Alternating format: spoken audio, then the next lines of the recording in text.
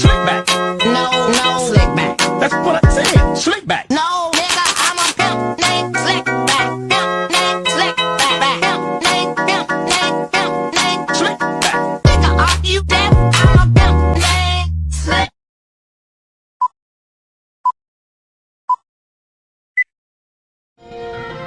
This era is one of the most crucial periods in the Philippine history as it left a profound impact on the country's culture, economy, and society. Let's dive into the past and explore how the Philippines became a Spanish colony.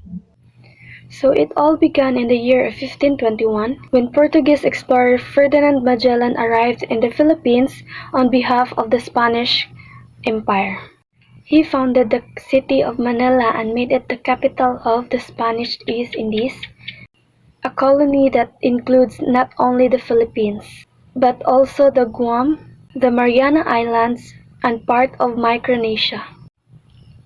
The Spanish built churches, schools, and other constitutions that spread Christianity and Spanish culture throughout the archipelago. The Spanish colonization was not without its dark side. Filipinos were treated as second-class citizens in their own country, and many rebelled against Spanish rule. One of the most famous of these rebels was Jose Rizal, who was executed by the Spanish in 1896 for his role in the Philippine revolutions. The written record of the Philippine Islands starts with the coming of the Spaniards. Not that the country had not had a history and a culture and a literature before, but the Spaniards in their religious zeal destroyed the earlier records as completely as possible. Therefore, much of what is known about pre-Spanish days, and there is still much to be uncovered, comes from the records of other countries which were in touch with the islands. Was the Spanish rule good or bad?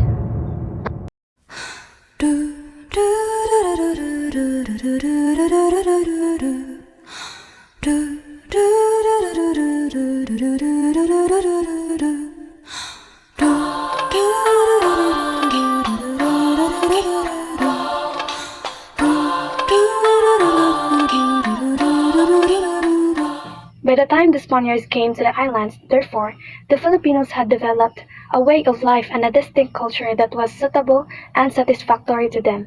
They had a calendar, weights and measures, a system of writing, some elements of law, some religious ideas, showing both Hindu and Mohammedan influence, and had some skills in metalworking, poetry, making and weaving. One of the Spain's greatest contributions to the development of the country was the one it least wanted, the unification of the people under its control. The Filipinos were united first of all through a common religion, but more important, they were united by the common hatred of the Spanish conqueror and all he stood for. In spite of all the good they had done, even the Spanish religious order began to assume an excessive control over the people's lives. This alienated many Filipinos and brought the church orders into sharp conflict with Spanish officials who resented their growing political power. Some of the church lands remains to this day as centers of social unrest. The Aglipayan or Independent Church of the Philippines, formed at the time of the final revolution against Spain, was an added protest against the all-Spanish nature of religious as well as political control. Were the Filipinos contented? That's another question.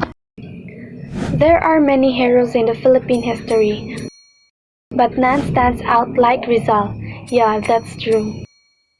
He was the embodiment of the people's pride and of their desires for freedom. One of the small number of Filipinos able to secure a good education and to study abroad, he came back to his native land anxious to improve the condition of his people and the government which Spain imposed upon them.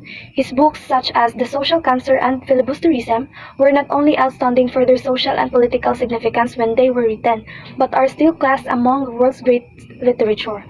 For a year thereafter, the uneven struggle between the Filipinos and their Spanish overlords continued. Then a peace was arranged, the revolutionary leaders having been led to believe that Spain would make the desired reform in government, but Spain had no such intentions.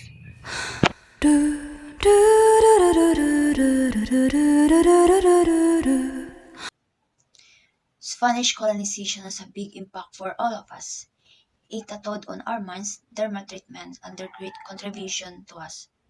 I believe that our country may not be colonized if we Filipinos have the wisdom of what is in our beautiful land of promise. The abundance that we have when we talk about natural resources, most especially the unique beauty of our country. Sometimes when I ask myself, what if we have this awareness and knowledge before? Are we like this? Are we asleep in our own country? Well, sleep is a very hard word, but for me it's the truth. As I observe into this generation, we are still asleep in our own country. Other nationalities acted like they were our bosses. It shall be like that. No one is the boss, but we Filipinos shall be bosses of our own land. When the Spaniards came, they were the first country who got a lot of benefits coming from our natural resources. There are a lot of cultures and traditions of our ancestors who's being devastated because of the influence they have done. But maybe there are things that we need to be thankful for. These parts of life were put into peril and raised Filipinos began to strike back. Spaniards took a gander at the Filipinos as slave or peasants, not as siblings whom they ought to love and regard. They changed our arrangement of government and they got to be rulers than manhandled, abused and attacked the Filipinos, particularly the ladies and youngsters. I can arrange the rebellions that happened amid the Spanish expansionism into three reasons. First is individual, political, and religious rebellions. As man is enriched with body and soul, insightfulness, and well reason and volition, one can be banned and persecuted in his or her natural right and nobility as man. The privilege to life, right to religious flexibility, and right and political right.